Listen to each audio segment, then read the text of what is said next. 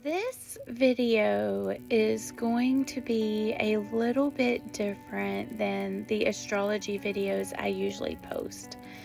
I am very connected with my guides, and I got a message that I wanted to share with my soul tribe out there.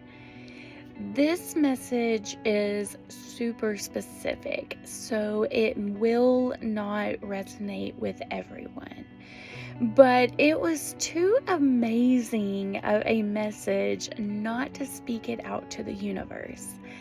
Now, I will say this message may be a little hard to hear in some parts, and it may confront you with some truths that are hard to face. But you have to go through the fire in order to transform. Now, this is a fairly large download I received for someone, so I am going to have to break this message up into multiple videos, one for each topic that is covered, because I don't want to overwhelm anyone since there is so much information in these messages. So, if you're here, your guides are wanting you to know that there is currently a great shift occurring on Earth right now where we are transforming from a me culture to a we culture. In the past, we lived in a paradigm where me was the main focus. I mean, you had owners of companies competing with one another on who could have the most profitable earnings of their company, because wealth gives you a sense of power in today's energy. And you have things invented like the assembly line and factories that just push and push and push products. And it didn't matter the workload that was put on the employees because you have lots of consumers and not enough products at the time when it was all first coming out. So factories demanded more hours from their workers, allowed children to work, and didn't even have safety measures in place for their employees just to make more money on the bottom line. Now, people competing is great. It's actually a great way to get things accomplished in a small amount of time. Companies competing for profit has allowed for convenience to be an option. Not so long ago, you had to grow your own fruits and vegetables. You had to grow your own meat. You had to make your own bread. I mean, you had to even come up with your own modes of transportation. And the me culture has sped things up in a sense. This culture has also changed how we view our children. It wasn't that long ago in the past that children were viewed as resources to help a family survive. They could work on a farm or inside the house. Children weren't catered to, they catered to their guardians. Now, you may even have family members living right now who were brought up in a family where they were viewed as a resource for survival. But because we were able to compete with one another freely, we built up enough supplies to equal the minimum demand on a lot of things.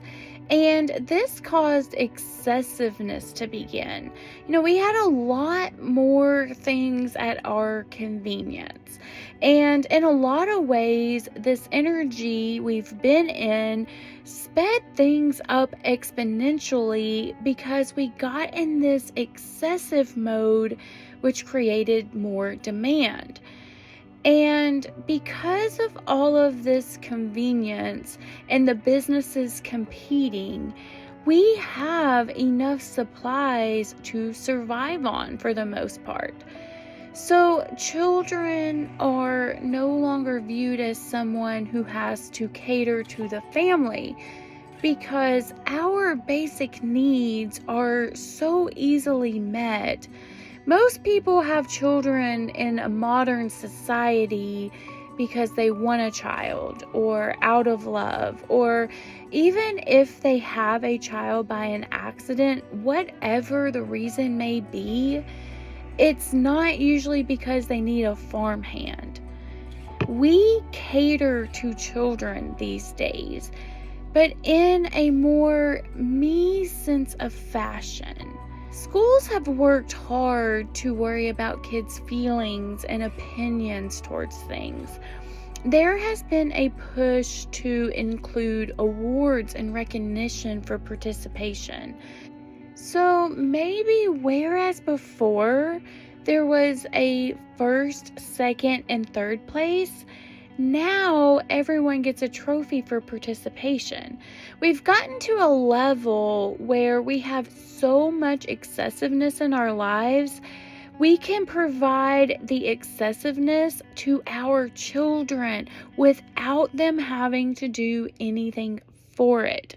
The me energy that we have been in even has people manifesting me things.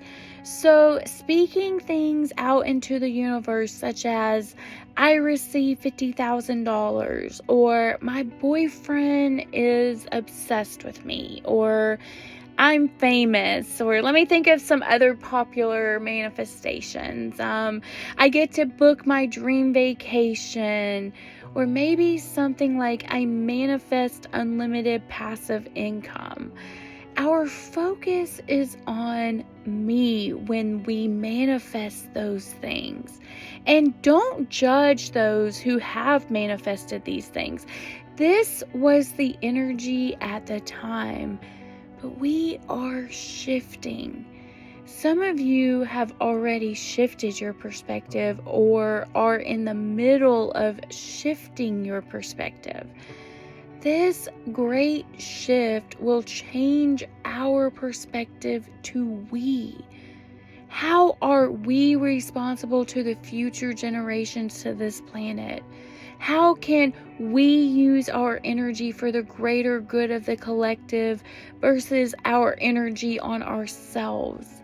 What will your legacy be? How can you make an impact on future generations? All of this information is important because your guides want you to know that now is the time to start cleansing and purging old childhood wounds or patterns that are no longer serving you. Those that are in this wave are going through a rite of passage, if you will. So, the person I'm speaking to was not a child that was catered to. This person had a childhood where they were not seen, heard, or validated. Or I could even see it coming in as not being nurtured properly. But what I'm seeing for this person is because of this trauma that was inflicted on you, you froze at a certain age and time. And now it's as though you handle certain situations in your adulthood like this certain child at a certain age. But you are being guided to heal these wounds so that you can become more responsible in some way. Now, this will manifest differently for everyone. Maybe someone is still childish emotionally, or someone still handles some situations in a childish manner. Maybe if this person doesn't get their way or feels like they are not in control of a situation, they throw a temper tantrum, or they just react in an immature way. Now is the time to pull back your energy and reflect on what the mature and responsible way to react to something out of your control would be. So instead of getting mad or throwing a fit, maybe you could go for a walk or to get out in nature and then come back to what you were doing or who you were talking to. It could manifest in someone being immature with their finances. Maybe they spend to have fun rather than being responsible and paying their bills on time. Or maybe when they do have savings, they spend it and they have nothing set aside for an emergency.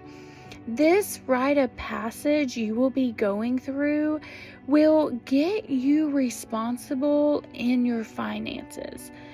And it could manifest in someone, constantly using synthetic things or using a lot of disposable things, and they are not being environmentally mature about the footprint that they are leaving on Earth. This rite of passage will get you to becoming environmentally responsible. Maybe spiritually, you have a special calling and you haven't been serious with it.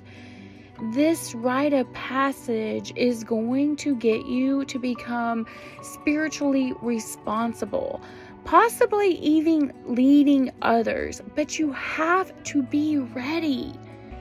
However it manifests, there's something in your life where you're still behaving like a child. And your guides want you to know that in order to shift to the we energy, we have to shed this me energy to become adults. Because a responsible adult can be an effective leader and can also carry this we energy. An adult can make we decisions because they have the capability to see how it affects everyone, and they can make a single decision that's based on the betterment of the group. Whereas a child is me-centered and they don't know any better. So as we shift into this new paradigm where we care more about our fellow humans and Mother Earth, we have to become adults first. Spirit does want me to remind you that this journey is not going to be the easiest.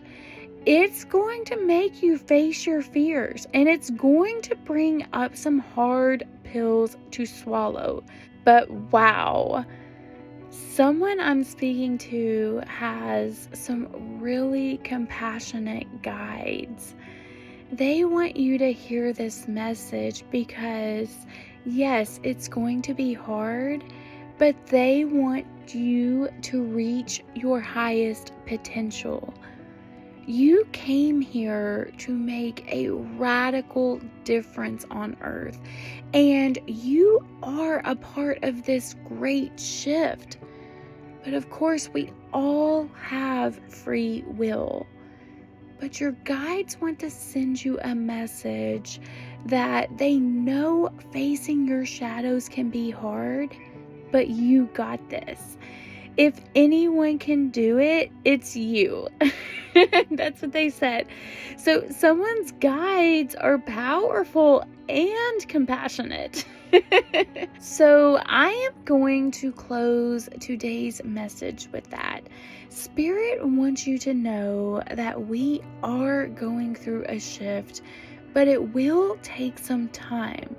You are not going to transform overnight. I heard a baby must take all 9 months to fully develop. So you will have to go through the full gestation to be fully formed. But you are birthing a new creation right now and forming yourself. And there is a process, and it will take time. But there is beauty on the other side, and you will get to be a part of the great shift on earth, which just gives me chills. So I will close this reading by pulling an oracle card from the Divine Circus deck by Elena Fairchild. It is an absolutely beautiful deck. Okay, so I drew Steampunk Priestess. So let's see what the guidebook says about this one.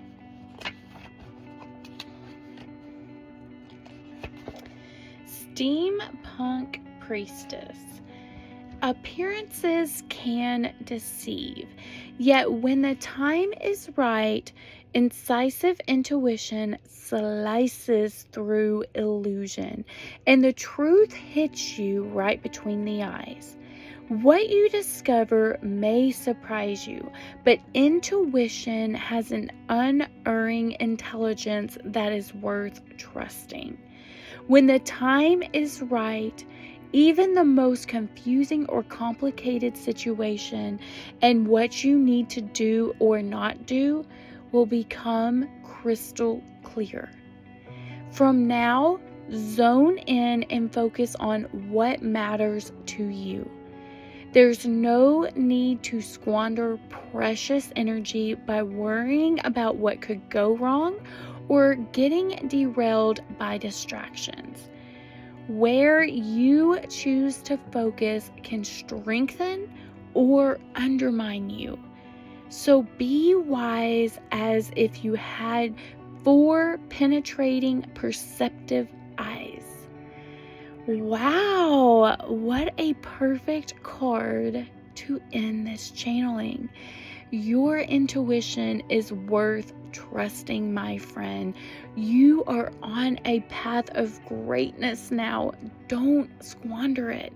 I will put out the next video in a couple of days, but if you did resonate with this message today, then let me know in the comments so I know whether I should continue to do these messages or not. As always, my little buttercups, I look forward to seeing you in my next video. Mwah!